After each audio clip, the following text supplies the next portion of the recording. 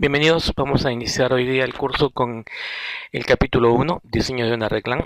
Nos vamos a enfocar en esta sección principalmente en redes de área empresarial, redes LAN de área empresarial, ¿no? Y vamos a ver también algunos criterios que tenemos nosotros, digamos, que vamos a aplicar nosotros a la hora de escoger qué equipamiento vamos a aplicar dentro de esta infraestructura. Como ven, estos son los dos objetivos que tenemos. El primero es diseñar, como dijimos, una red de área local para una red de campus. Y el segundo en esencia es escoger o tener en cuenta algunos criterios que nos permitan seleccionar, ¿no?, los equipamientos que vamos a aplicar dentro de este diseño. En una red de campus, en una red empresarial de campus, tenemos básicamente una estructura jerárquica. Esa estructura jerárquica está desarrollada con la intención principalmente de poder hacer o desarrollar una red escalar. Una red escalar es una red que puede crecer o puede, digamos, adaptarse al crecimiento que una empresa tiene en el tiempo. Esa es obviamente una de las muchas características que requerimos en una en una red de datos, ¿no? Podemos querer que una red sea segura, podemos requerir que una red sea resiliente, etcétera. La idea en esencia es que esta característica es una de las más importantes y que vamos a satisfacer nosotros desarrollando una estructura de capas. Esta estructura de capas, comentaba que una de las características que nosotros queremos dentro de las redes de campus es que sea una red escalar. Obviamente no es la única característica, queremos que una red sea escalar, que eventualmente una red tenga la característica de poder ser resiliente, es decir, que ante una situación pueda contraerse, una vez que esa situación cesa pueda volver a su estado original. Requerimos que sea segura, entre otras opciones, que esté disponible. Son algunas características que a nosotros nos interesa mantener. Dentro de estas, digamos, características, una de las que ha definido eventualmente el actual diseño, o el que todavía seguimos usando como diseño para una red de campus a nivel empresarial, es básicamente la escalabilidad de la red.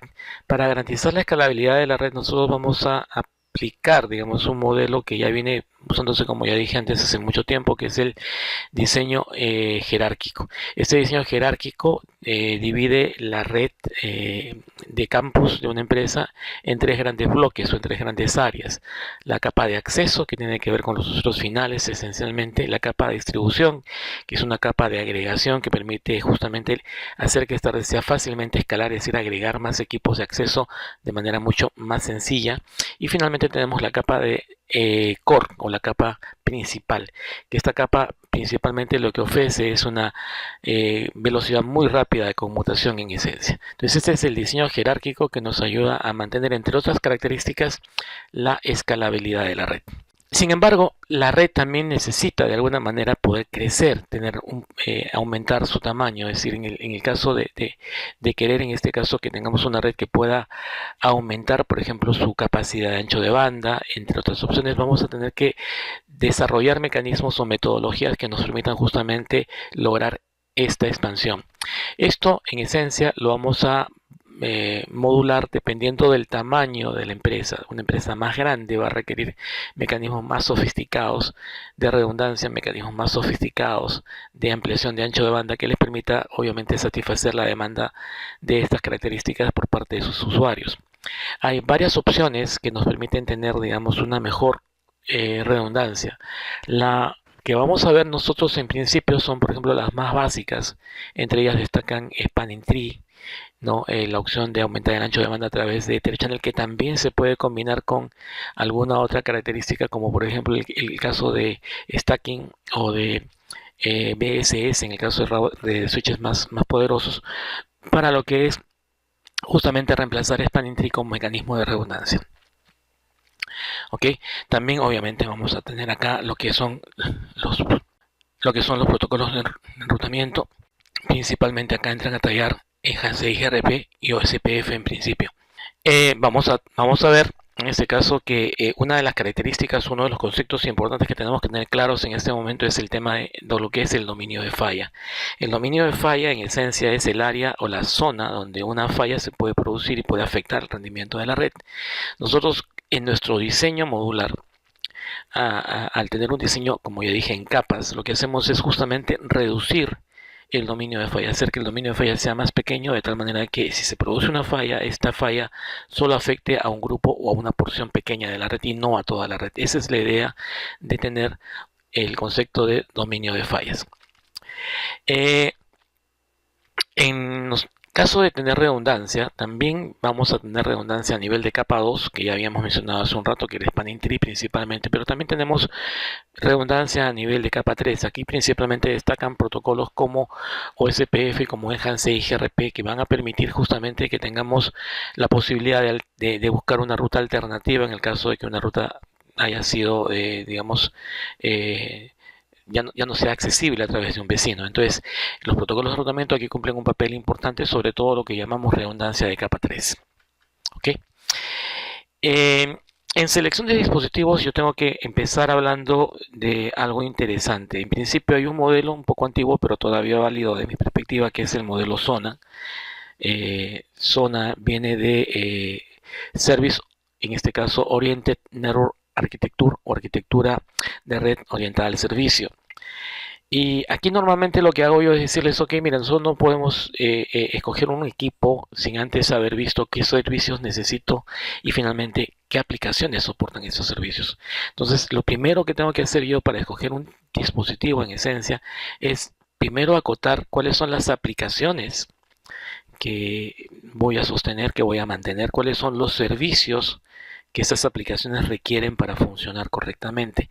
Y finalmente, cuáles son los equipamientos, el hardware, que da soporte a estos servicios y que indirectamente soporta a estas aplicaciones. Entonces, ese es el concepto en el que a mí me ayuda a determinar exactamente cuáles son los equipamientos que yo necesito en una determinada área.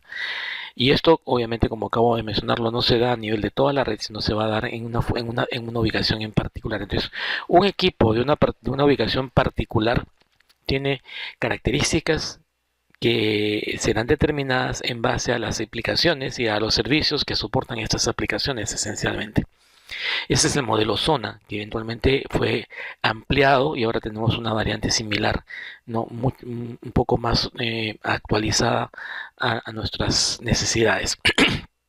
Pero en esencia, esa es la figura. O sea, yo voy a escoger un equipo en base primero a las aplicaciones que eso sustenta y los servicios que estas aplicaciones requieren para su funcionamiento. Esa es la idea en esencia. Ok, continuemos. Vamos entonces a hablar ahora de la selección de dispositivos. Existen varias variantes aquí interesantes. Nosotros no vamos a centrarnos en todas. El curso tiene que ver principalmente con lo que es el desarrollo de una red de campus. Por lo tanto, vamos a centrarnos principalmente en eso, en lo que es el desarrollo para una red de campus. Existen obviamente características especiales para cada área. Por ejemplo, en el caso de centro de datos tenemos una línea completa de equipos que son los Nexus, que están orientados justamente para las necesidades que se dan dentro de un centro de datos. Igual existen algunas características como gestión, por ejemplo, que se pueden dar en la nube. El ejemplo que me viene más a la mente por una gestión administrada en la nube, en este caso es Meraki, que está orientado un poco tanto más a lo que es la parte inalámbrica, pero tiene que ver con la gestión de switches de manera, digamos, de tal forma que esta infraestructura se gestiona totalmente en la nube. No tiene que hacerse una gestión desde la propia empresa. Esa es la ventaja que tiene, por ejemplo, el tema de Meraki, por darles algunos ejemplos. Ahora, una de las características que tengo que tener en cuenta a la hora de yo escoger, obviamente una vez descartado o definido, perdón, lo que es las características que los equipos requieren, es decir, qué aplicaciones van a soportar, qué servicios van a requerir, etcétera. Por ejemplo, no es lo mismo que yo escoja un equipo que va a trabajar en la capa de acceso, donde yo voy a requerir, por ejemplo, servicios como Power over Ethernet, como calidad de servicio, no como seguridad a nivel de puerto, que hacer una determinación de características de un equipo que va a trabajar en la capa de distribución, donde yo lo que busco principalmente es una rápida, una aplicación de seguridad, una política de redundancia, inclusive a nivel de capa 3, mientras que en Core, perdón, yo requiero una rápida conmutación, principalmente donde no voy a aplicar ningún mecanismo de seguridad que ralentice, en este caso, la transferencia. Entonces, Dependiendo de dónde yo coloque el equipo, dependiendo de la ubicación del equipo, yo voy a requerir una determinada cantidad de puertos, un determinado tipo de puertos. Por ejemplo, no es lo mismo que yo quiera tener un puerto, un puerto para equipo final, donde usualmente la velocidad promedio es gigabit Ethernet, que tener, por ejemplo, un equipo que va en la capa de distribución, donde yo voy a requerir enlaces uplink que pueden estar, digamos, requiriendo enlaces de 10 gigabytes, por dar una idea. Entonces, insisto, dependiendo de la ubicación, una vez que yo tenga definido la ubicación, yo voy a tener que determinar eventualmente cuáles son las características de cada uno de estos equipos. Número de puertos, tipos de puertos que voy a utilizar, velocidad del backplane, que son algunas características importantes. Entonces, una de estas características es justamente la densidad de puertos, es la cantidad de puertos que yo puedo manejar. Dependiendo principalmente de dónde lo voy a ubicar y de qué tipo de características tiene mi red, yo puedo escoger switches de un formato, digamos, estático, donde los equipos tienen, mejor dicho, no modular, donde los equipos tienen 24 o 48 puertos fijos y no hay opción de cambio. Puedo coger opciones donde de repente los puertos uplink se me permite yo escoger entre fibra y cobre a través de SPF, que son Smart Port Factor, que son unos dispositivos que yo puedo colocar acá en función del tipo de medio que yo voy a utilizar. Si tengo una infraestructura mucho más robusta, una empresa más grande, donde tengo de repente switches modulares como el que estoy mostrando en este momento, un Catalyst 6500 o 6800, yo puedo agregar una determinada cantidad de line cards, tarjetas de línea, que van a permitir el crecimiento modular del número de puertos de este dispositivo. Entonces, eso es una de las características que tenemos que tener en cuenta, escoger eventualmente en función de la necesidad cuál es el tipo de equipamiento que yo voy a escoger, ¿no? Que voy a determinar, insisto, normalmente en base a la necesidad de soportar aplicaciones y los servicios que éstas necesitan para funcionar correctamente. Esa es la idea esencial. Podemos encontrar en el mercado distintas ofertas. Cisco, por ejemplo, tiene un catálogo de productos el cual va a segmentar claramente en función del tamaño de la empresa. Hay productos que están orientados a lo que es el small business, el llamado Soho, que usualmente son los Linksys o la marca Linksys la que fue comprada por Cisco y digamos cubre estas necesidades. Tenemos los switches empresariales, usualmente los Catalyst, eh, el 2960, el 2950 un tanto más antiguo, ¿no? 3560, entre otros, que son equipamientos que están orientados principalmente a lo que es redes empresariales. Tenemos equipamiento mucho más robusto que están orientados a redes empresariales mucho más grandes, mucho más demandantes, como son el 4500, el 6500, el 6800, que son algunos equipos ya mucho más, digamos, de la gama alta, que tienen características adicionales que permiten tener una mayor flexibilidad y una mayor atención a productos y a equipamiento en general. Eh, los switches, entonces, pues, el tamaño de los switches o la característica de los switches va a depender principalmente, en este caso, de eh, digamos, dónde lo vamos a ubicar. En switches, por ejemplo, que voy a ubicar en acceso, como ya comentaba hace unos minutos, es importante que yo tenga claro soportes, por ejemplo, para servicios como Power o Ethernet, o servicios como calidad de servicio, básicamente, seguridad y otras opciones que me permitan atender las demandas que los clientes finales requieren. Mientras que en equipos de la capa de distribución, lo que principalmente voy a querer yo es un mayor backplane, un mayor throughput, una mayor cantidad de transferencia de información, dado que estos son los que congregan o, digamos, de alguna manera acumulan todo el tráfico que proviene de la capa de acceso. Entonces ellos van a requerir un throughput, una capacidad de manejo de tráfico mucho más robusto. Ahí puedo tener yo, por ejemplo, lo más básico, el 3560, 3850, de ahí entramos a 4500, que son equipamientos mucho más robustos, que dependerá, insisto, de la cantidad digamos, de ubicaciones de los switches de acceso que tengas tú, de la cantidad de throughput que demanden estos equipos. ¿Ok?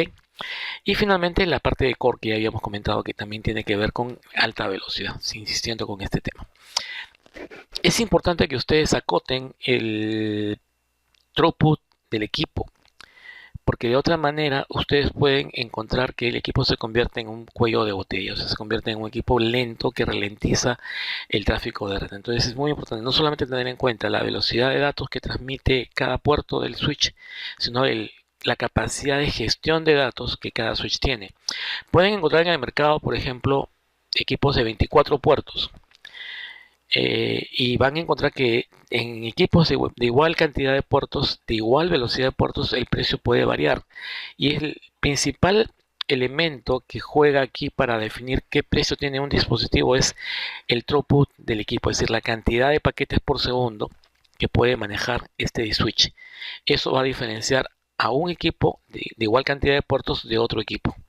Entonces tengan cuidado en ese sentido. Es muy importante que ustedes determinen la cantidad de tráfico que puede manejar cada uno de estos dispositivos. Ya habíamos hablado un poco de los componentes de capa de acceso, donde hemos comentado que yo requiero tener Power over Ethernet, donde yo necesito tener de repente alguna característica adicional que me permita atender las demandas de los equipos o de los usuarios finales en este caso, como por ejemplo podría ser telefonía. En caso de telefonía requiero Power over Ethernet y que requiero calidad de servicio. El tema de seguridad que habíamos comentado que era por security, entre otras características que son necesarias para usuarios de digamos la capa de acceso.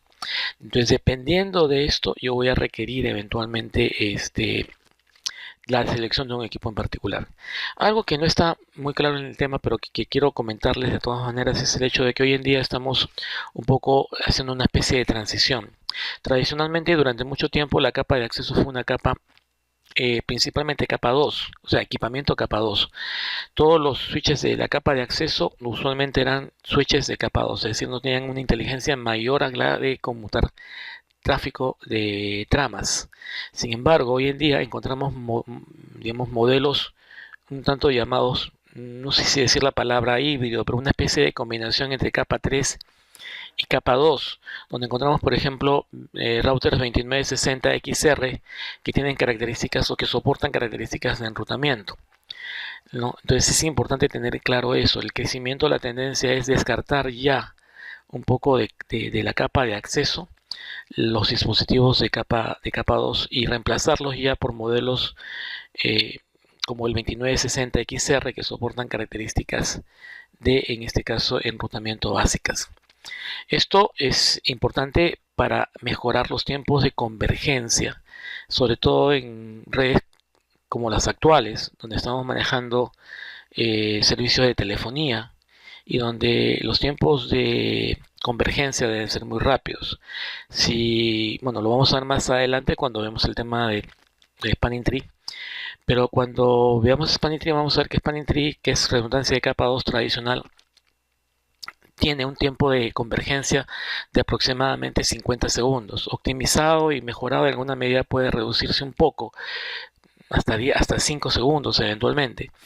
Pero igual no compite con, por ejemplo, convergencia de capa 3, donde un router o un protocolo de enrutamiento es capaz de encontrar una ruta alterna en menos de un segundo. Y no compite tampoco con mecanismos combinados como el caso de Ether Channel, del cual también hablaremos más adelante, junto con StatWise o junto con BSS, que permiten la redundancia instantánea, es decir, un enlace cae y el otro automáticamente sigue, ya estaba trabajando, así que sigue trabajando, simplemente lo que ocurre es que perdí parte de mi ancho de banda. O mecanismos como FlexLink, que permiten tener un enlace backup, entre comillas, que está atento a la caída de un enlace principal. Cuando el enlace principal cae, este automáticamente toma vigencia. Y este proceso toma muy poco tiempo comparado con lo que es Spanning Tree. Por lo tanto, por ese lado es importante que ustedes tengan en claro que no deben quedarse únicamente con las soluciones que estamos planteando en el curso, sino tienen que pensar también en las soluciones que actualmente están introduciéndose como parte de este cambio.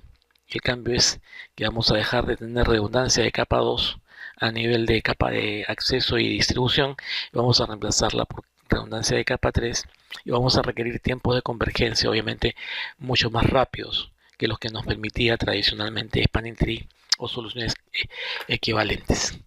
¿Okay? Esa es la idea esencialmente con relación a lo que es la selección de los equipamientos. Ahora, vamos a cambiar un poco de tema, vamos a irnos ahora al tema de los routers. El curso, vamos a verlo con mayor detalle más adelante, tiene que ver también con enrutamiento. Enrutamiento capa 3, enrutamiento en este caso que me permite conectar distintas redes a través de routers y permitir de esta manera que los equipos que no se encuentran dentro de la misma red puedan comunicarse. En este caso, como ya lo intuyen ustedes, el router cumple una función súper importante. El router es el dispositivo que hace esa función. En el tiempo, o durante algún tiempo, ya no es así. Teníamos esencialmente solamente routers que hacían esta función. Hoy en día ya tenemos hace bastante tiempo atrás también una mezcla de un router y un switch en un solo dispositivo. Son los dispositivos de capa 3 o también conocidos como switch multilayer, dado que trabajan en capa 2 y en capa 3 del modelo OSI. Estos equipos suelen ser mucho más caros que un solo router por la complejidad que tienen, pero tienen una ventaja relativa con respecto de ellos. Lo que hacen en realidad es tener un switch en lo que hemos incorporado funcionalidades de enrutamiento, y estos nos van a permitir eventualmente proporcionar mejores tiempos de redundancia, ya que estamos aplicando redundancia de capa 3 y no redundancia de capa 2, mecanismos como tolerancia a fallos de primer salto, HSRP, que también vamos a ver en el curso, y que nos permiten de esta manera permitir a nuestros usuarios finales no depender de un router en particular. Vamos a tener dos, de tal manera que si uno falla, el otro tomará la posta. Eso en esencia es lo que vamos a ver con respecto de los equipos de enrutamiento. Ahora, nos toca también escoger un equipo de enrutamiento. ¿Qué equipo voy a escoger? Igual, se han definido distintos niveles. Cisco tiene un catálogo de productos donde se han definido eventualmente distintos tipos de equipamiento. Tenemos, por ejemplo, la serie más baja, que es la serie 800, que ha sido reemplazado por la serie 900 y que está en este caso orientada principalmente a lo que es oficina pequeña, la SOHO. Tenemos a partir del 1900 y hasta el 3900 routers empresariales de la gama media. Básicamente están orientados a redes empresariales entre medianas a grandes, ¿de acuerdo? En algún caso, alguna pequeña que por ahí pueda requerir un 1800 o un 1900. Y tenemos también equipamiento mucho más robusto, también modular, ¿no? Donde se pueden agregar algunas características adicionales, ¿no? Que son, por ejemplo, los que se van a usar entre, digamos, equipos de la empresa y los providers. Es una especie de punto híbrido, ¿no? Esto es, por ejemplo, los routers 7600, que incluyen también algunos equipos Catalyst, que ya hemos visto que son switches también, que son los 6500 y 6800. En el caso de los routers, a partir del 1900 en adelante, 1900, 2900, 3900 o la nueva gama, que son los 4000 hoy día, todos estos tienen ranuras de expansión que les permiten agregar, en este caso, tarjetas de seriales, por ejemplo, tarjetas para tener 4 puertos, un pequeño switch dentro del equipo, 4 puertos Ethernet, o también tenemos lo que llamamos los módulos de red, los network modules. Los network modules, dependiendo del modelo, pueden incluir inclusive algunos equipamientos adicionales incluidos dentro del propio router. Caso, por ejemplo, de equipos ASA, los firewalls de Cisco, que pueden ser incluidos dentro de una ranura modular dentro de estos equipamientos. Así que estos equipamientos ya a partir de 1900 en adelante son modulares y pueden albergar algún tipo de tarjetería adicional. ¿Okay? La mayoría de estos, a excepción de los 800 en esta lámina, son rackeables, es decir, pueden ser ubicados dentro de un rack, dentro del propio data center, por ejemplo, dentro del centro de datos. ¿Okay? ¿Cómo nos conectamos a los dispositivos? Hoy en día la tendencia es que nos vamos a conectar generalmente a través de un método llamado método remoto. La conexión remota usualmente implica que voy a conectarme a través de Telnet, que se está descartando y se está reemplazando por SSH, y es la que normalmente usamos para configurar los routers o mantener los routers en el caso de que ya estén funcionando, pero siempre existe la necesidad de hacer una primera configuración en la que tengo que aplicarle una dirección IP o características iniciales de acceso, configurar el acceso vía Telnet, configurar el acceso vía SSH, entre otras opciones. Eso usualmente lo hacemos en primera instancia a través de un puerto llamado puerto de consola. El puerto de consola, que ustedes pueden ver aquí, en todo caso que voy a tratar de señalar en este momento, este que está acá, este es el puerto de consola, se considera que es una comunicación fuera de banda, debido a que no compite con el tráfico de datos. En el caso de los switches no existe, pero en el caso de los routers sí tenemos la posibilidad de utilizar lo que es un puerto adicional, que se llama puerto auxiliar. El puerto auxiliar está pensado para, manteniendo la conexión del puerto de consola, puedo mantenerla, yo puedo estar localmente conectado al router. ¿Para qué? Para configurar el puerto auxiliar, ponerle una contraseña y demás opciones, y permitir que mediante un módem o una línea telefónica, la PSTN, remotamente alguien pueda administrar el equipo.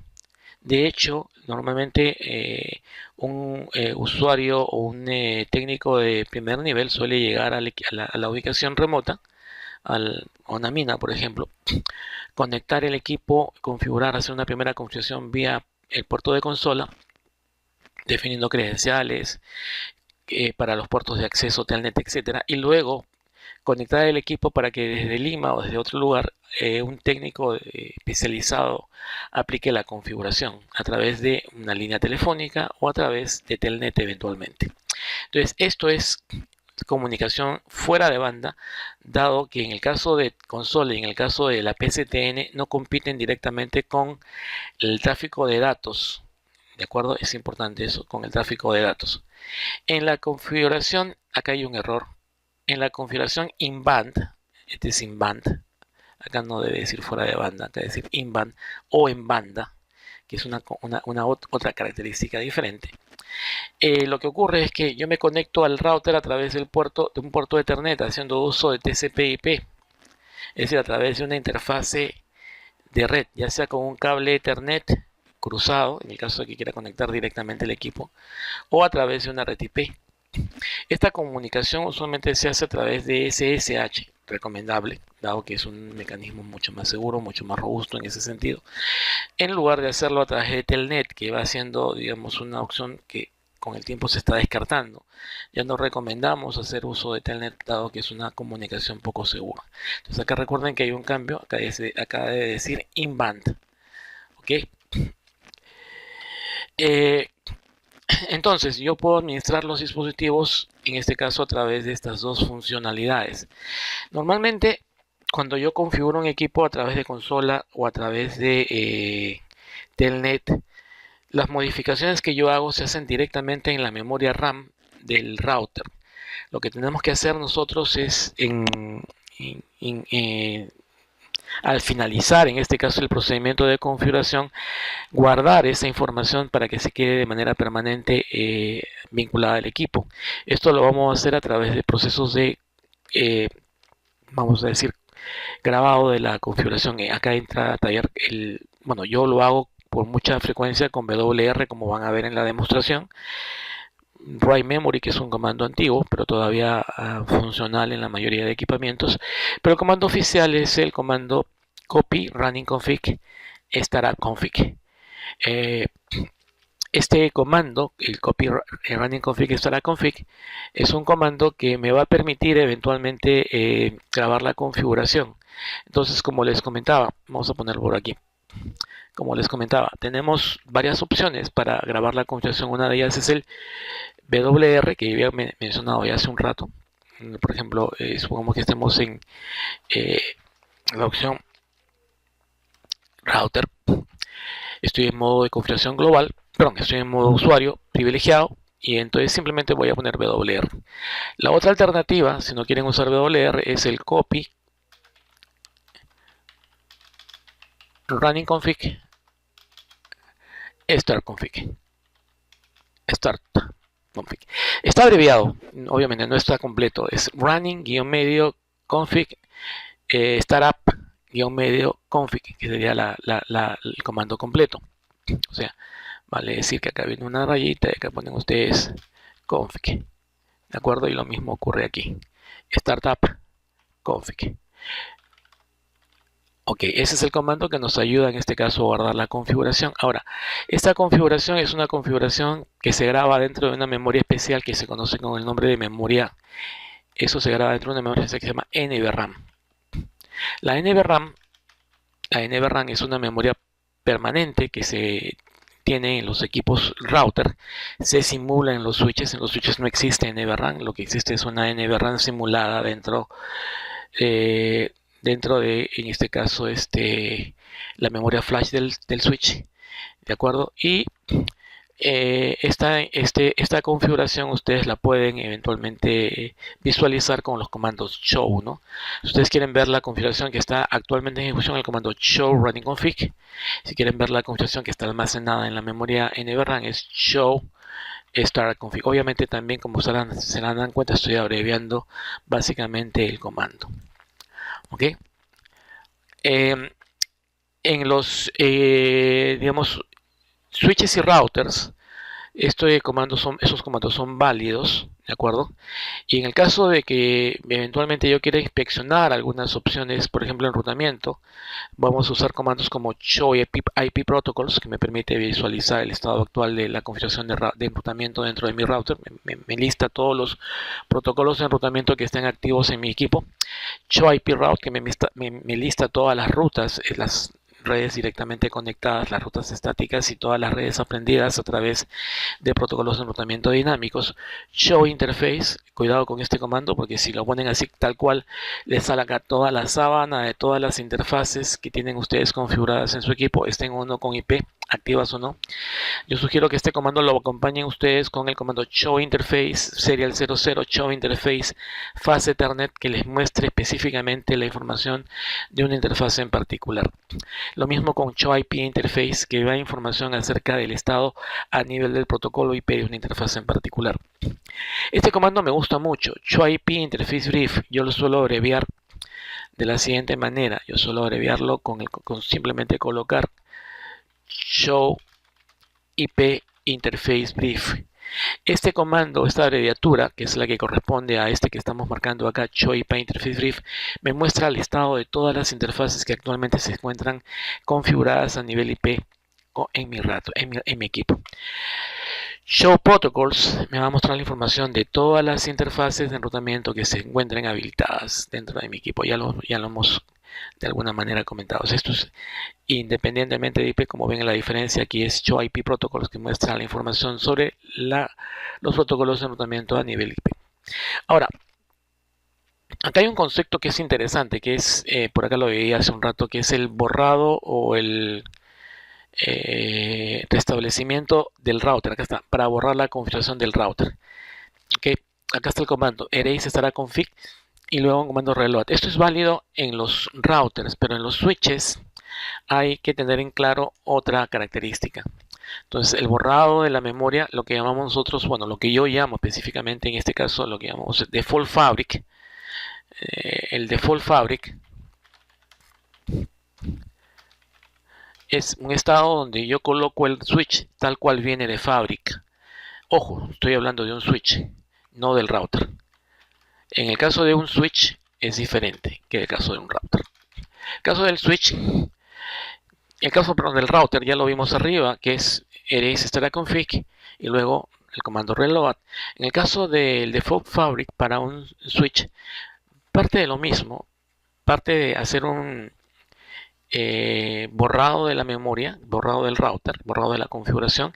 El comando sigue siendo el mismo, erase startup config, ¿de acuerdo? Y luego de haber hecho el borrado de la configuración, hay que hacer algo más, hay que borrar algo adicional. Lo que ocurre es que en los switches existen el concepto de VLAN, que vamos a tocar más adelante. Y la configuración de VLAN, es decir, los nombres de la VLAN y los identificadores de VLAN que he creado yo, no se graban en la configuración de manera directa. Así que hay que tener esa información aparte. Igual lo que ocurre con los nombres, por ejemplo, para lo que es BTY y otras características, no se graba en la configuración de manera directa. Entonces, estas configuraciones tengo que grabarlas o se graban por default en otro lugar. Y recuerden que lo que les dije hace un rato, en los switches no existe memoria NVRAM, lo único que existe es una NVRAM simulada. Y en el caso concreto de las VLAN se graban dentro de un archivo llamado VLAN.dat, así que hay que poner un delete, no es un erase, delete flash dos puntos, que es la ubicación usual, ¿de acuerdo? VLAN.dat, y hay que confirmar el borrado. O sea, acá te va a preguntar, ok, ¿deseas borrarlo? Sí, obviamente es un yes. Y una vez que has hecho esto, recién entonces puedes hacer un comando que es el comando reload. Comando reload me va a permitir reiniciar el equipamiento y de esta manera voy a lograr que el equipo vuelva a su estado original, como decimos, default fabric. Ok, ese es el concepto que teníamos que validar con el tema de lo que es la parte de colocar el equipo en su estado original, es decir, borrar la configuración y dejarlo listo para poder continuar como si estuviera sacado de caja. Vamos a ver bueno, seguimos con la configuración o la administración de dispositivos. Vamos a ver aquí que en el caso de los routers particularmente se incluyen también algunas características básicas de configuración, como son el caso de las contraseñas.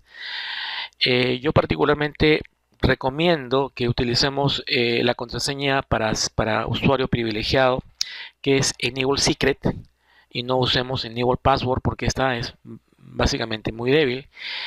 Enable Secret tiene la característica adicional de permitirme básicamente definir una contraseña mucho más robusta. Eso lo vamos a ver en alguno de las demostraciones que vamos a hacer más adelante.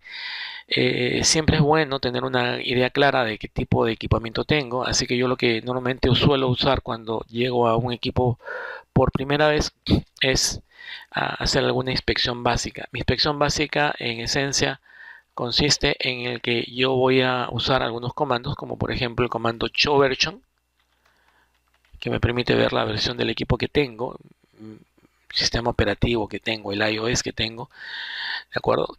Y luego pues inspeccionar un poco la configuración y esto es con un show running config, y también el estado de mis interfaces con un show IP interface brief que ya habíamos comentado en alguna medida, ¿no? Entonces estos comandos que estamos viendo aquí son los comandos que usualmente suelo utilizar a la hora de conectarme por primera vez a un switch o a un router con la intención de ver el estado de funcionalidad de este equipamiento.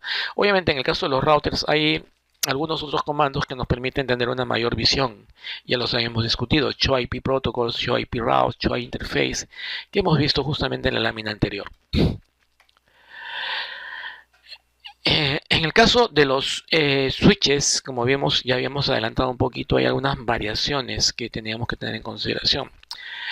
Algo que tiene que ver con el tema de seguridad, y habíamos comentado también esto en alguna medida, es el tema, por ejemplo, de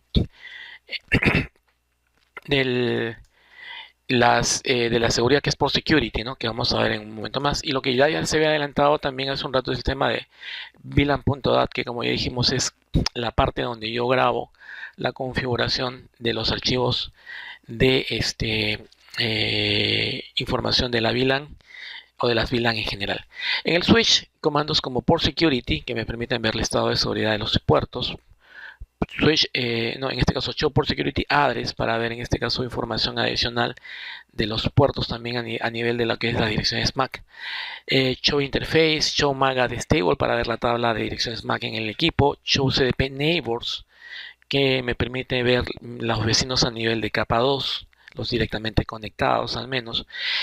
En este caso hay algo que tengo que comentarles antes de que se me vaya la idea. Show CDP o CDP en general es Cisco Discovery Protocol. Lo vieron ustedes en el curso anterior, en el curso número 2. CDP es un protocolo de capa 2 y lo que hace básicamente es poder definir cuáles son los equipos vecinos a través de qué interfaces se conectan conmigo, cuáles son información inclusive detallada del vecino, show CDP neighbor detail. Neighbor Detail, que es el detalle del vecino, que me permite saber cuáles son sus características, con qué IP se conecta conmigo, etcétera. Esa es información que puede ser útil en muchos casos, pero que también puede ser punto de una vulnerabilidad. Alguien puede conectarse al equipo, puede inspeccionar mi topología. Entonces la recomendación que hacemos es que dejemos CDP habilitado solamente en aquellos puertos donde realmente es necesario. Entonces normalmente vamos a deshabilitarlo en todos los puertos donde no existe necesidad de usarlo. Puertos de usuario final, por ejemplo, donde no hay otro equipo Cisco que me responda, puedo yo deshabilitarlo.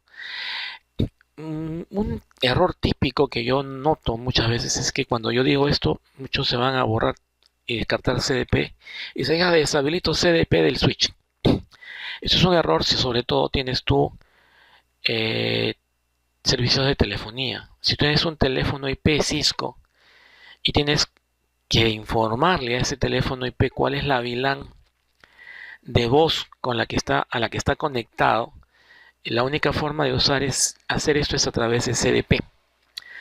Así que en este caso CDP es la alternativa que debe estar habilitada en puertos donde se conectan eventualmente a teléfonos IP o equipamiento donde todavía existe, digamos, un teléfono IP, donde existe de repente un access point para poder ubicarlo fácilmente y para que estos puedan negociar eventualmente con el eh, equipo, con el switch, ¿no? Las VLAN apropiadas a las que deben estar conectadas. En el caso, por ejemplo, de telefonía, es la VLAN auxiliar de voz.